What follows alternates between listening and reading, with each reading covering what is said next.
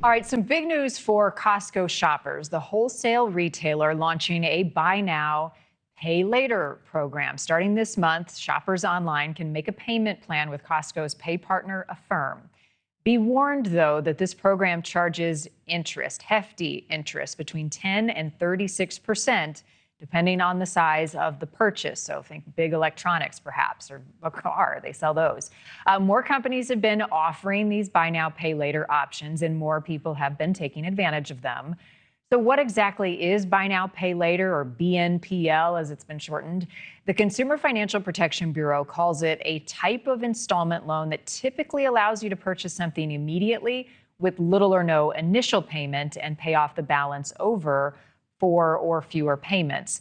If you've ever thought of getting one of these loans, you're definitely not alone. A Lending Tree survey finds that 49% of those surveyed have gotten a buy now, pay later loan. Of those, 23% have had 3 or more active at a time. And people use these loans for all sorts of things. 16% of BNPL users have used their loans on food, takeout, or delivery, so small purchases. Some people, 62% according to the survey, think that paying a BNPL loan on time, over time, helps their credit score. Those people would be wrong. It does not help your credit score.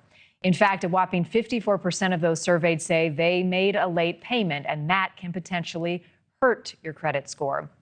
If that doesn't scare you, how about this? 48% of BNPL users surveyed say they have regretted using this strategy. That same Lending Tree survey makes this alarming discovery as well. More people are struggling to pay back their buy now, pay later loans. 41% who made their payments late this year, only 34% a year ago. That's a 13% difference. Joining us now to talk more about this, Peter Morici, Professor Emeritus of the Maryland Economics, or at University of Maryland Economics. I think this sounds too good to be true. I'm curious your thoughts on this, especially the trap of these high interest payments. Well, I think it's very foolish to be using buy now, pay later for takeout food and things like that. The only time I can justify it for an ordinary consumer is if your 15-year-old refrigerator breaks and you either have to pay $500 for a repair or $1,500 for a new refrigerator. You're probably better off just getting a new refrigerator, even if you have to do it in 4 installments. But I would shop around. A lot of appliance stores may make a deal with you directly.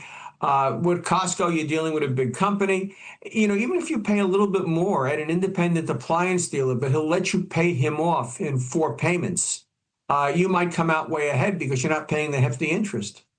I wonder, Peter, is this a symptom of a more deeper affordability issue that many Americans are facing right now? Yeah, I think it's important to recognize that this time last year, the pandemic savings finally ran out.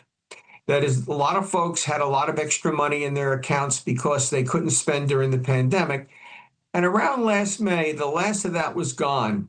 During the post-pandemic boom, people were able to live beyond their means because they had this big chunk of money they got from the government and pandemic checks and so forth.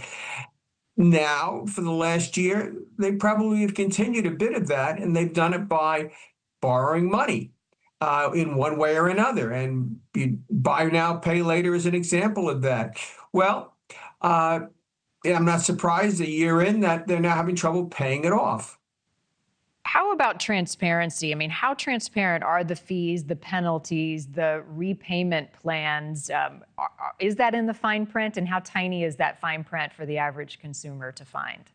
Well, I think let's not talk in terms of percentages. You should ask how many payments, and add them up and divide by 4 if it's 4 payments and say, well, how does this compare to if I just paid now? It's always best to just pay now. I've never really borrowed a lot of money, to be honest with you.